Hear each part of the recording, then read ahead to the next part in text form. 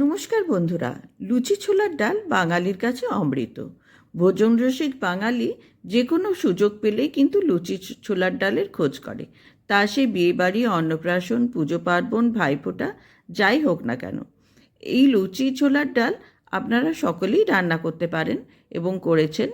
আমি আজকে একটু অন্যরকমভাবে রান্না করলাম, তাই ভিডিওটা আপনাদের সঙ্গে শেয়ার করছি। এই ছোলার ডালটি কিন্তু খুবই সুন্দর হয়েছে খেতে। তাই ভিডিওটা দেখতে দেখতে আপনাদের যদি ভালো লাগে অবশ্যই লাইক, শেয়ার, সাবস্ক্রাইব করবেন এবং পাশে থাকা বেল বাটনটি অলে ক্লিক করে দেবেন। এখানে আমি ছোলার ডাল নিয়ে ভালো করে ধুয়ে নিচ্ছি। এবারে কুকারের মধ্যে দিয়ে হলুদ এবং নুন দিয়েছি, তার সঙ্গে দিয়ে দিলাম 1.5 কাপ জল।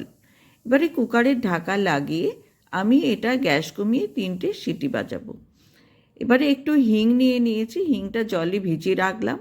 এবারে ফ্রাই প্যানের মধ্যে সর্ষের তেল নিয়ে আমি নারকেলগুলো কুচো করে কেটে রেখেছি, সেইগুলো এই ফ্রাই প্যানে সর্ষের তেলের মধ্যে আমি আগে ভেজে নিচ্ছি।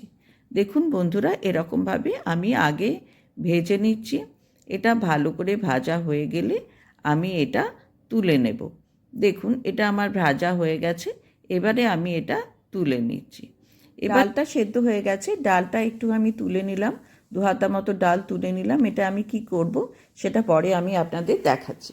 এবারে ফ্রাই প্যানের মধ্যে সর্ষের তেল দিয়ে তার সঙ্গে 2 চামচ ঘি দিয়ে দিলাম।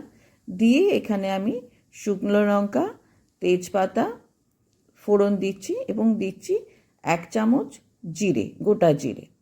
এবারে গরম মশলা, দারচিনি, ছোটো এলাচ, লবঙ্গ এইগুলো আমি একটুখানি থেতো করে নিয়েছি। থেতো করে নিয়ে এটা আমি এর সঙ্গে দিয়ে দিচ্ছি। দেখুন বন্ধুরা, এইগুলো আমি এর সঙ্গে দিয়ে দিলাম। দিয়ে এবারে আমি ভালো করে নাড়ছি। যখন একটা খুব সুন্দর গন্ধ হয়ে উঠবে তখন আমি এর সঙ্গে দিয়ে দেবো 1 চামচ কি 2 চামচ আদা বাটা। দেখুন আদা বাটাটা দিয়ে আমি ভালো করে নাড়লাম। এইবারে আমি যে ডালটা রেখেছিলাম সেই ডালটা এখানে মেশালাম। কারণ হচ্ছে কি, যে এটা যাতে ডালটা যাতে ঘন হয় সেই জন্য। আর হিংটাও দিয়ে দিলাম, যে হিংটা ভিজিয়ে রেখেছিলাম। দিয়ে সব কিছু দিয়ে ভালো করে নাড়িয়ে নিচ্ছি। দেখুন বন্ধুরা, খুব ভালো করে নাড়িয়ে নিচ্ছি। এবারে 8-10টা কিশমিশ আমি এর মধ্যে দিয়ে দিলাম। কিশমিশ দিয়ে এবারে যে নারকেলগুলো ভালো করে ভেজে রেখেছিলাম সেইগুলো আমি এখানে দিয়ে দিচ্ছি। এবারে আমি দিয়ে দেব সেদ্ধ করা ডালটা।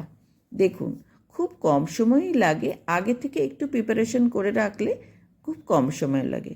হলুদ দিয়ে দিলাম, আর দিয়ে দিলাম নুনটা, দেখলাম আমার ঠিকই আছে, আর দিয়ে দিলাম একটু চিনি।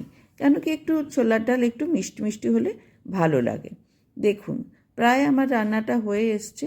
আমি এটা প্রায় 5 মিনিটের মতো একটু ফুটিয়ে 2টো কাঁচা লঙ্কা দিয়ে দিলাম, আর দিয়ে দিলাম একটু গরম মশলা।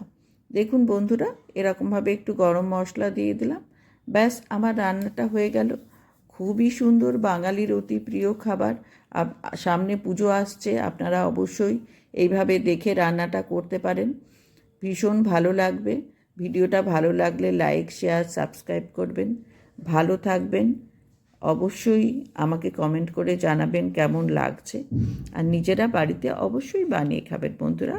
ততক্ষণ সকলেই ভালো থাকবেন। নমস্কার।